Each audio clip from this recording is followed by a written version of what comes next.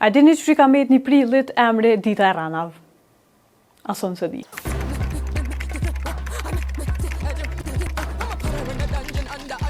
Ata që gënjen edhe gënjen për një prill, sipas traditës, po u quaj kanë budallent e prillit. Në përbot njihet si April Fool's Day, njëjtë veç anglisht. Sipas shpjegimit të profesorit Joseph Bosken, një shakaxhi i quajtur Kugel, i tha perandorit se ai mundet me drejtu ma mirë perandorin.